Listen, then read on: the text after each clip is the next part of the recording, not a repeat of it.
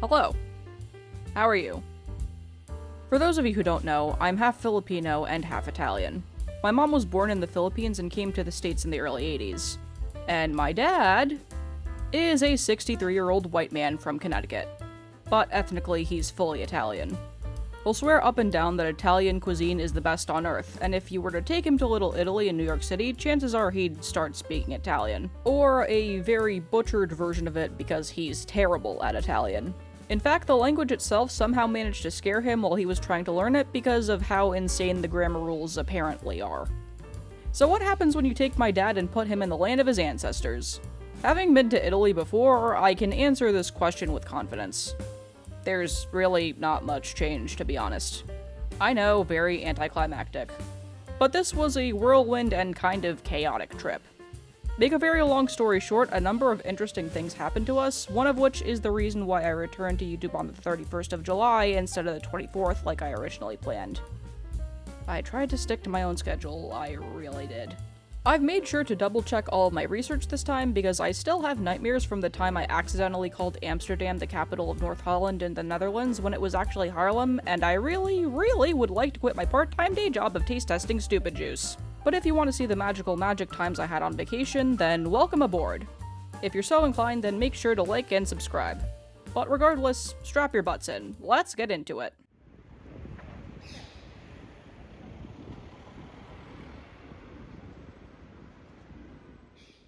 I'll be honest. I'd been to Italy 3 times prior to this, but I don't remember there being such a lemon obsession. Lemon imagery and lemon goods were everywhere. There was practically no escape, as I would later come to find out, and honestly, I don't know how this slipped past my radar for nearly 12 years.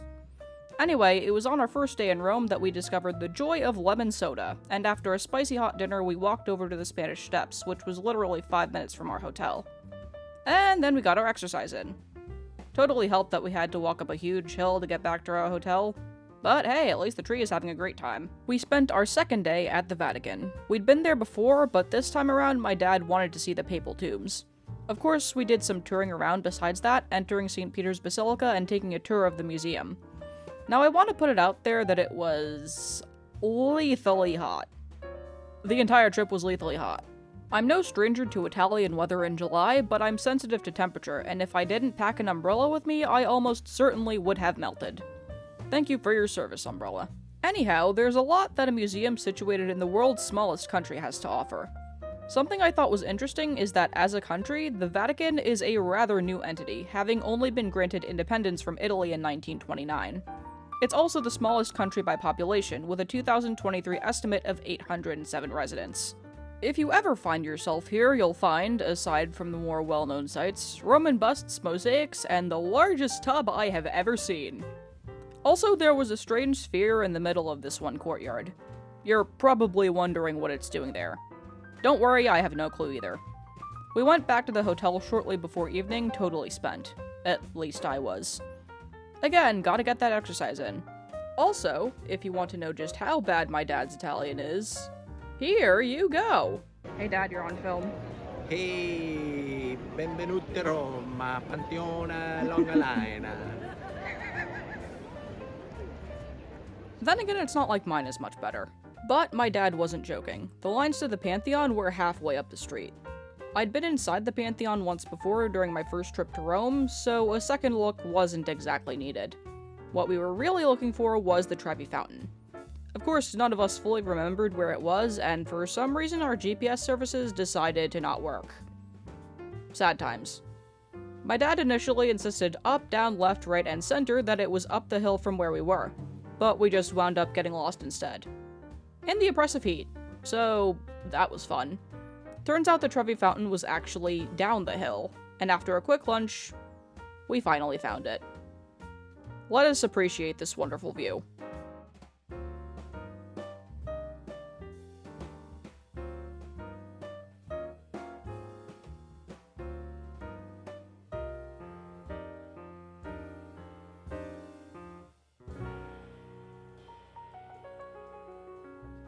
Having finally found our destination, we spent some time at the Trevi Fountain, and as you can see it was packed with people, before we did a bit of shopping and made our way back to the Spanish Steps. The next day was less physically taxing, I guess, because it was tour bus day.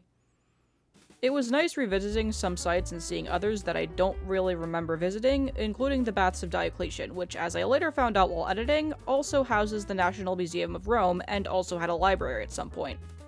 Whoever was responsible for this certainly had their priorities straight.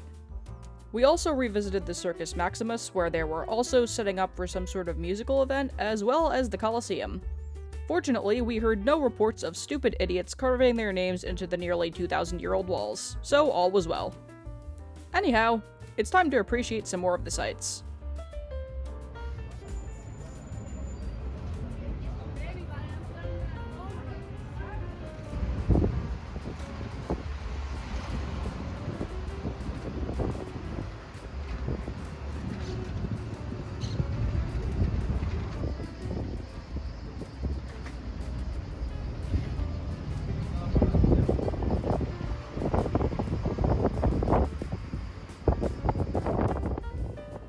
After everything was done, we headed back to the Spanish Steps one more time, because the next day we would be leaving Rome.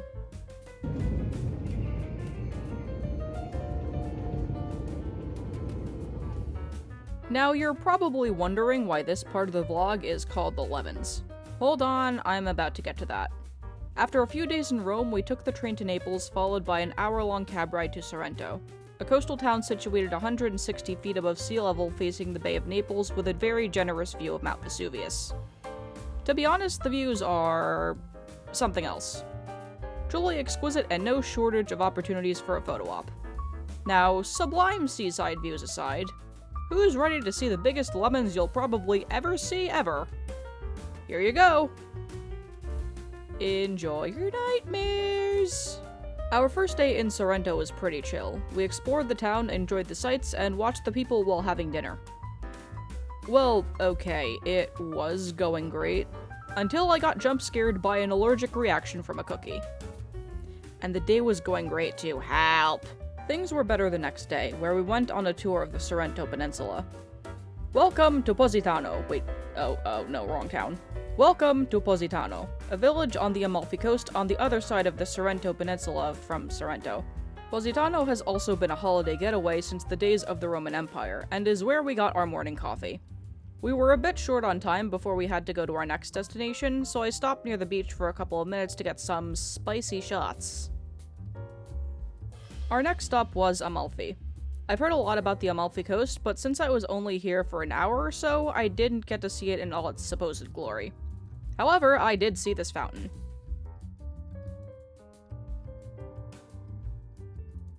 Then it came time to drive 350 meters, or nearly 1,200 feet up the mountain to the town of Ravello, where the whole tour group had lunch. The views were nice, and the food was really good.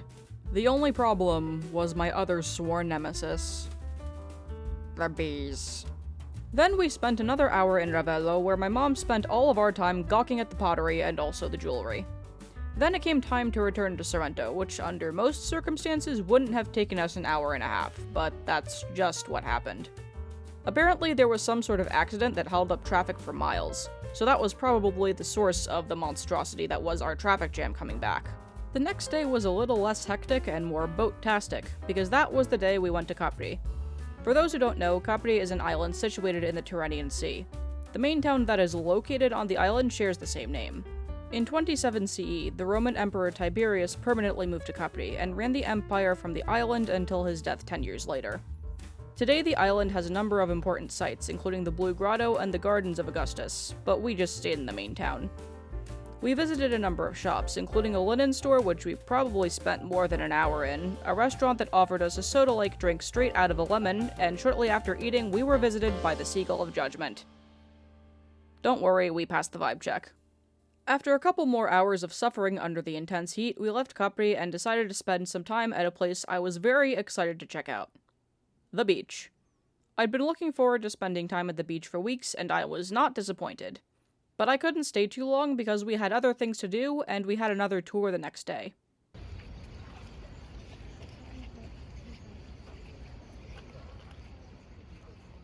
Shortly after noon on the 24th of October, 79 CE, Mount Vesuvius erupted. The eruption was for a long time thought to have occurred in August, but an inscription dated to the 17th of October, and thought to have been recently written at the time, suggested this wasn't the case. Either way, the people of Pompeii, then a city of around 11,000 people, probably had no idea what was about to hit them. And I say probably because Pliny the Younger, author of the only surviving witness testimony, described the morning before the eruption as normal. There is also the fact that Mount Vesuvius hadn't erupted for about 600 years prior to that, so forgetting that there was an active volcano in the midst was probably easier than expected. The eruption lasted for 2 days, and is thought to be the result of energy created by escaping steam from seawater that seeped into the faults and interacted with the hot magma. The first phase projected a column of volcanic debris and hot gases into the atmosphere, spreading pumice and ash. The second phase produced pyroclastic surges of hot gas and molten rock. The neighboring towns of Herculaneum and Oplontis received the brunt of the surges, and were also buried in the pyroclastic deposits. Studies have indicated the heat was so intense that at least one victim's brain turned to glass inside their skull. My mom visited the site a few decades ago, but she stated that the site has changed considerably since then. You won't see any bodies on full display except for in a couple of locations.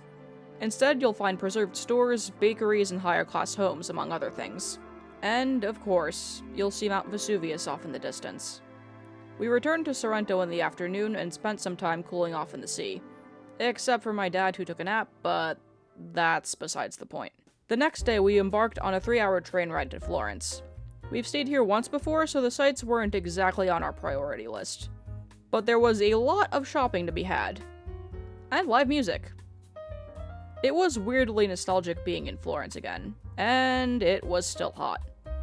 But something entirely new to me was the fact that I have somehow made my way to the TV screen. Yes, people of the internet. I'm international! Or, come to think of it, I might actually be in the Twilight Zone, who knows. Our first full day in Florence was one of celebration. Because it was my birthday. And as a special present, I came face to face with the largest Ravino I've ever seen. And then I drank it all. Okay, no, that was a joke, I hate wine. After lunch, we went to the next stop on our list of things to do in Florence. The last time we were in Florence, we stopped by a market that just about exclusively sells leather products. Don't look at me, you will find quite a bit of leather products in Florence. Take, for example, the Riva Firenze. We didn't visit the shop for another couple of days, but I figured now would be a good time to bring this up. My mom was able to find the coat of her dreams here, and the best part was, alterations were finished in about half an hour. Juicy. If you like leather and you're in Florence, check the place out. If you don't like leather, that's fine too. But speaking of shopping, the morning after some excellent birthday dinner, we embarked on another adventure. Now, I want to preface this by saying my mom has a peculiar condition called shoppingitis. If she's in a mall or a store and she sees something she likes, she gets sidetracked. Immediately. Want to go to another store on the itinerary? Forget about it. Want to show her those cool shoes you saw on the way in? Not happening. Anyway, my mom heard about a mall an hour out of Florence, and without any hesitation, she said, "Let's go." For my dad, this was his first time driving in Europe, and we made several blunders on the way out of Florence, including swerving into the wrong lane and nearly getting hit by a tram. But hey, we live to shop another day, so all is well. The mall was huge. It was several complexes all very near each other, and on the way you're treated to some very nice views of the countryside. Anyway, we shopped, and then it was back to the hotel. Our last full day in Florence was kind of uneventful, save for one bit that was so chaotic that it required its own part. But I'll get to that. We revisited the Duomo, appreciated its majesticalness from the outside, and witnessed the largest steak I've ever seen. Yeah, this running into large objects thing did in fact become a trend. But anyway, we ate it. As normal as things seemed, the good times would, unfortunately, not last. Not even a trip to the bookstore could prepare us for what was coming.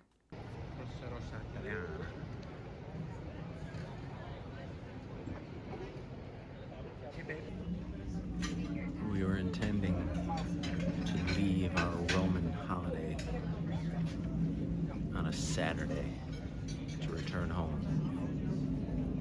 But we received an email from our airline that simply said, "Your flight is canceled. Would you like a refund?"